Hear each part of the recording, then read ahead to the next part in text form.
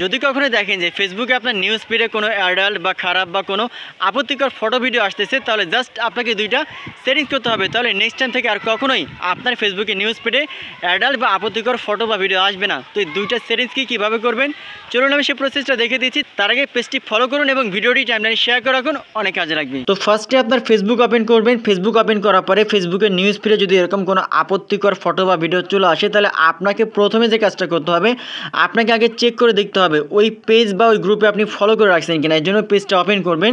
Open করার পরে দেখেন এখানে লেখা আছে কিন্তু ফলোইং, মানে এটা ফলো করা আছে। সো আপনি দেখে নেবেন ফলো করা আছে কিনা। যদি ফলো করা থাকে জাস্ট আপনি এই অপশানে ক্লিক করবেন। ক্লিক করার পরে নিচের দিকে আনফলো দেখতে পাবেন, যে দেখতে পাচ্ছেন আনফলোতে ক্লিক করবেন, তাহলে কিন্তু এটা আনফলো হয়ে যাবে। এরপরে আপনাকে আরেকটা কাজ করতে হবে, ওই ফটো বা ভিডিওর উপরের দিকে ডান কর্নারে 3 ডট একটা অপশন থাকবে, আপনি এখানে ক্লিক করবেন। এই অপশানে ক্লিক করার পরে 2 থেকে 3টা কাজ করতে হবে। একটা হচ্ছে নট ইন্টারেস্টেড, আর নিচের দিকে দেখেন লেখা আছে snooze breaking news for 30 days, আর একটা হচ্ছে ম্যানেজ ইউর ফিল্ড। প্রথম অপশানটা হচ্ছে আপনি ম্যানেজ ইউর ফিল্ড লেখা আছে নিচের দিকে, আপনি এই অপশানে আগে ক্লিক করবেন।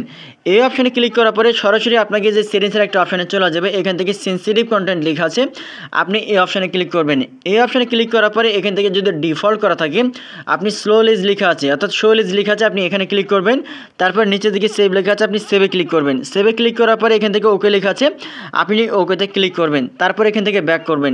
ব্যাক করার পরে এখান থেকে দেখেন হু ইউ সি, এখান থেকে আপনি যেটা করবেন যে আনফলো লেখা আছে, আপনি আনফলোতে এখানে ক্লিক করবেন। আনফলোতে ক্লিক করার পরে আপনি ওই ধরনের যতগুলো পেজকে আপনি ফলো করে রাখছেন, লাইক করে রাখছেন, আপনি এখান থেকে কী করবেন, আনফলো করবেন। এখানে আনফলো দেওয়া আছে, ঠিক আছে। আপনি এখান থেকে জাস্ট এখান থেকে আনফলোতে ক্লিক করলে কিন্তু এগুলো আনফলো হয়ে যাবে, ঠিক আছে। এই জন্য আপনি এগুলো আনফলো করবেন। তারপরে এখান থেকে আপনি ব্যাক করবেন। ব্যাক করার পরে আরেকটা যে কাজ করতে হবে, ওই ফটো ভিডিওর উপরের দিকে 3 ডট অপশন আপনি ক্লিক করবেন। এবার ক্লিক করার পরে দেখেন এখানে লেখা আছে নট ইন্টারেস্টেড, আপনি এখানে নট ইন্টারেস্টেডে ক্লিক করবেন। নট ইন্টারেস্টেডে ক্লিক করার পরে এটা কিন্তু এখান থেকে অটোমেটিক্যালি এটা হাইড হয়ে যাবে। এখন আপনি যেটা করবেন, এই যে নিচের দিকে দেখেন মানে মাঝখানে অপশানে snows breaking news for 30 days লেখা আছে, যদি এই অপশানটা আসে আপনি জাস্ট এখানে ক্লিক করবেন। এই অপশানে ক্লিক করার পরে এটা কিন্তু এখন 30 দিনের মধ্যে এরকমের পোস্ট ভিডিও তার পেজটা কিন্তু আসবে না।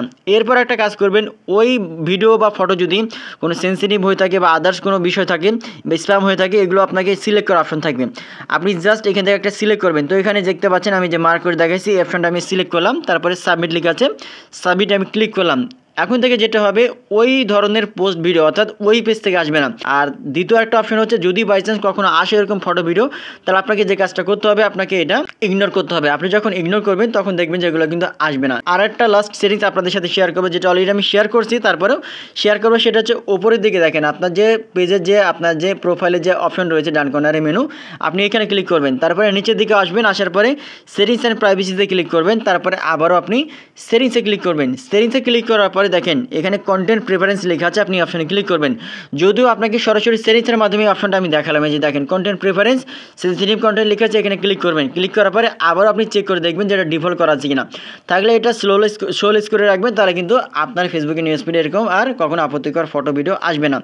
ভিডিওটা অনেক ইম্পর্টেন্ট, বেশি বেশি আপনার টাইমে শেয়ার করে অন্যকে দেখার সুযোগ করে দিন। ধন্যবাদ।